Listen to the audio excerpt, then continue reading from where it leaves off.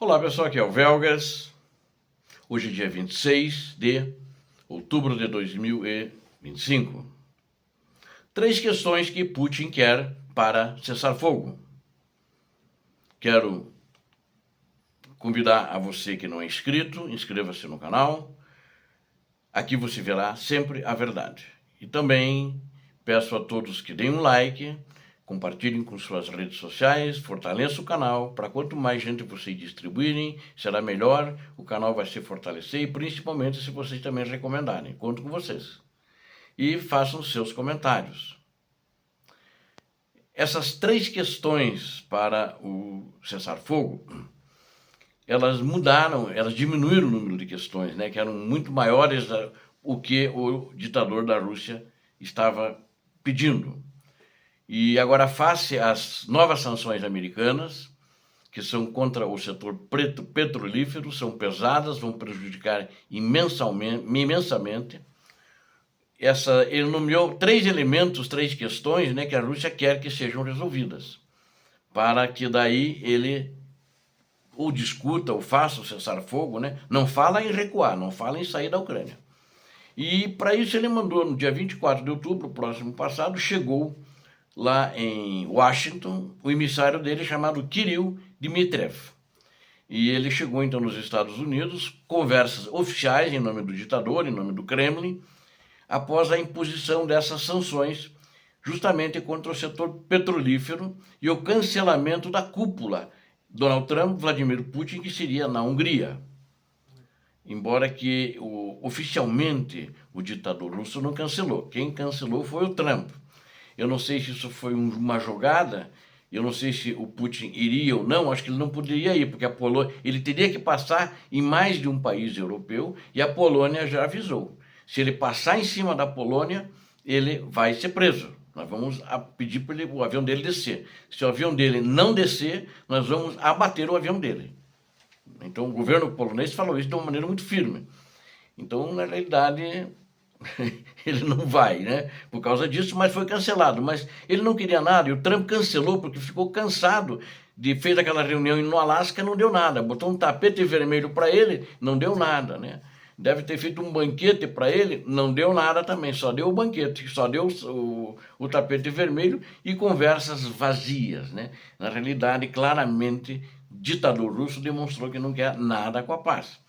Mas aí ele mandou esse emissário para falar com os americanos, esse Dmitriev, né, Kirill Dmitriev, e ele disse que a Rússia, o Dmitriev falando, né, numa entrevista, disse que a Rússia, os Estados Unidos e a Ucrânia estão perto de uma solução pacífica,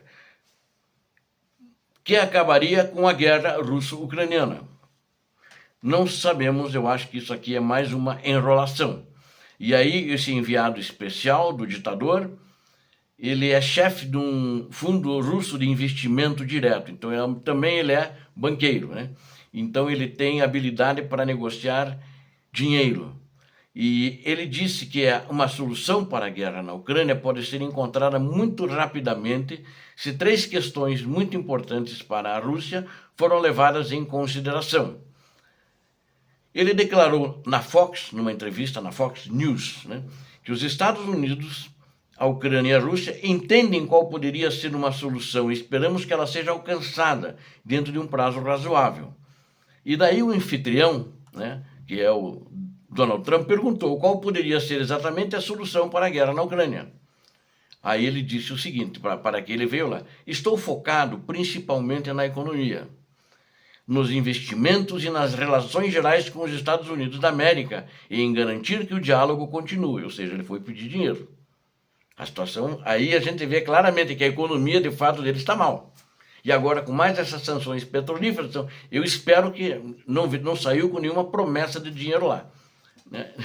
Mas, na realidade, eles vieram pedir água, né? Ou seja, estamos sem dinheiro. Aquilo que eu falo sempre. Mas como o Trump mostrou sempre um sinal de predisposição, aqui eu sempre falava best friends forever, né? Os melhores amigos para sempre, espero que não saia dinheiro para eles e as sanções não sejam reduzidas, não sejam amolecidas, né? Tem que sancionar mais forte ainda. Mas ainda diz ele e quer garantir o diálogo, mas ele acha que já há alguns elementos. Ele quer também, são garantias de segurança para a Ucrânia. Eles não concordavam antes.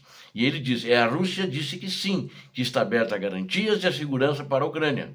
Há, sem dúvida, a questão dos territórios, ele diz, né? Com população russa. Aí você veja como o cara é mentiroso. Ele repete a mentira de 2022 do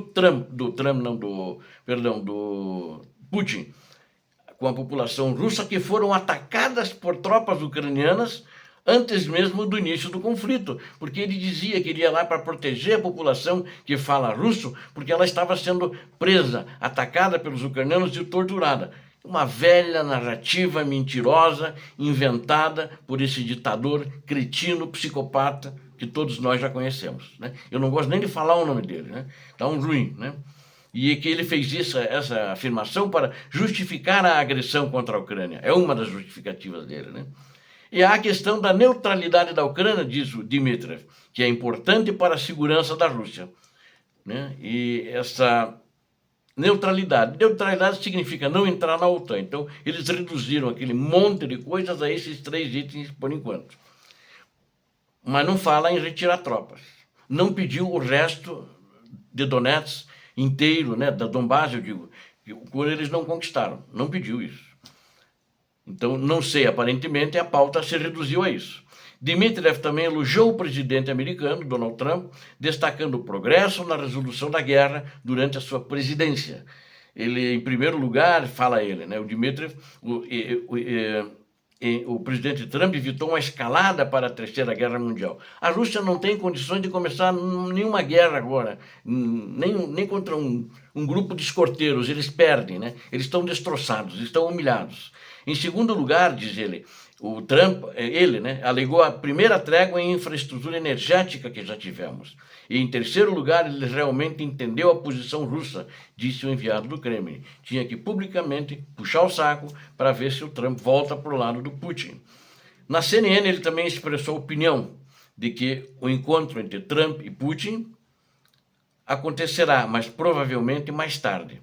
Acho que a reunião foi adiada. Ele disse que acha, já tinha sido adiado, o Trump já mandou adiar a reunião. Ela deve ser bem preparada por nossos diplomatas, disse Dmitry. É que ele foi, vamos dizer, um diplomata vaselina, como a maioria às vezes tem que ser. O negócio dele é não entrar em confronto, ele tem que amaciar para trazer de volta, voltarem aos telefonemas, pelo menos, Putin e Trump. Aí o Trump ontem foi dia 25, né? Depois das declarações do Dmitriev, no dia anterior, ele diz, não vou perder meu tempo. Descarta a reunião com Putin sem progresso na paz na Ucrânia. Ou seja, é o que ele diz lá. Eu descarto a paz porque não há progresso de negociação. Ele não quer ir uma coisa como aconteceu na Alasca, né? Ele fez uma festa para o cara, tratou o cara como um rei, o cara é um criminoso. Quem que trata o criminoso como rei? Apenas Donald Trump. Tratou o cara bem, com tapete vermelho, um cara que tinha que estar atrás das grades, um cara que tinha que dizer assim como Hitler, você iria preso, então se mata que não vai preso, senão nós vamos te prender. Tem que ser claro, né? Como ele está fazendo com Maduro. Tem que ser duro. Né? O presidente americano Donald Trump disse então ontem que não planeja se encontrar também com o presidente russo Vladimir Putin, a menos que veja um caminho claro para um acordo de paz entre a Rússia e a Ucrânia. Aí diz ele, as palavras dele, precisamos saber que vamos fechar um acordo. Não vou perder meu tempo, disse ele a repórteres a bordo do avião presidencial chamado de Air Force One, ou seja, Força Aérea 1.